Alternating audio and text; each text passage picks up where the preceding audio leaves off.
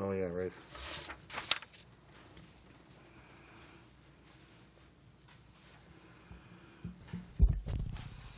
Councillor Harris, sorry. Yeah, thank you, Deputy Mayor. Just to Director Walsh, I'm not a fan of studies. It don't matter what study. I'm happy this is coming out, Jason. But you know, with this study, how come this is something we can't do in-house, can't do with our community leaders? Why do we have to go out for a study to get an outside group to tell us what we should do with our outside strategy for recreation? Just for I could have an understanding, and I know a lot of other people like to have that understanding with a study. Sometimes we get studies in this city, and there's a lot of dust on them. Because it's not followed through, and so we couldn't do this in-house, Jason. I guess this is my question. To the chair, to Councillor Harris. This study is a pretty comprehensive study. It's a review of all our current recreation facilities and benchmarking on what the industry standards are throughout the area, also as well as getting some consultation with our public to see what the community wants and needs are. In regards to the timeline for being able to do it, with the workload the staff does have and trying to get this on top of the many other projects we have, we feel that it's important that we do go with the outside consultant on this plan.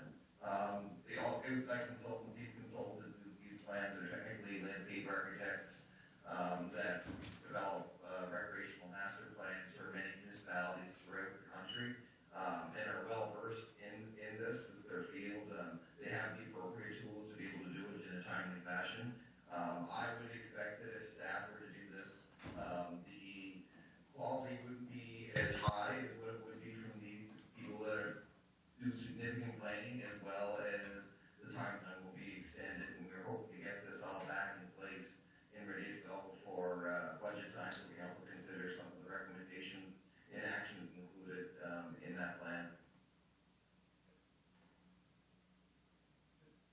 Thank you, Councillor Harris, and thank you, Director Walsh. Councillor Placey. Thank you, Deputy Mayor. Through your chair to Director Walsh, I guess to Councillor Harris' point, the element of study is there, and then you use the term plan. So in past, in other departments, I guess, and certainly the multiplex, the planning process kind of lays out a vision. It lays out a bit of a catalog. If you look at our downtown redevelopment planning, is that what we expect to see out of this? Is some visioning of our green spaces or potential new green spaces that's comprehensive in that way? Or are we expecting to see, like, here's the standard, you don't have enough of this, and that's kind of, the study element of it? And that's how I understand it. Study being, what do we need, what we don't have, and planning being, here's what we're going to do, and this is what we're recommending for long-term execution. Through the chair to Councillor Placey, this master plan, the outlying goal is ultimately to review what our community does need, what our existing infrastructure has, what new structures we may need.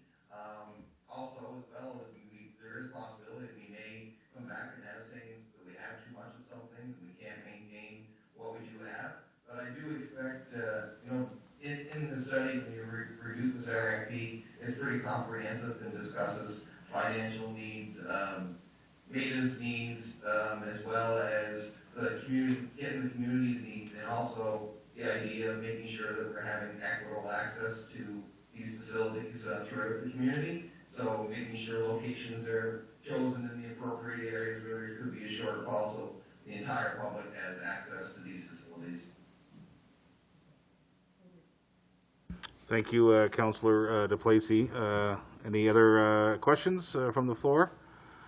Just a few here. Director Walsh, that Mayor Lorden, in his absence, has submitting. He's noting that the word facilities is used a lot. Just confirming that that includes parks in the overall.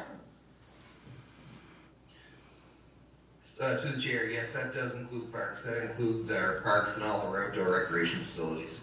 All right, very good. And also noticing that the closing date is April 19th. Is that a little bit long in the tooth, or is that your requested timeline? To the chair.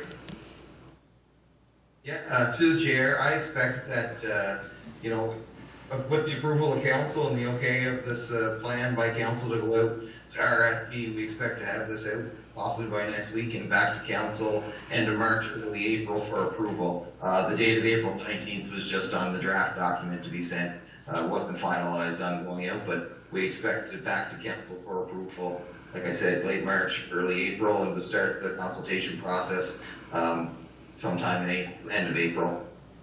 And finally, from the chair here, Director Walsh, the mayor has expressed some concern over, do we have a plan for translations on said proposal?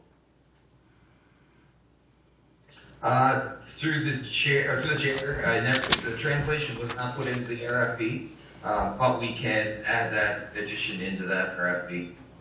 Okay, very good. Any other questions here this evening? All right, very good. Thank you, Director Walsh.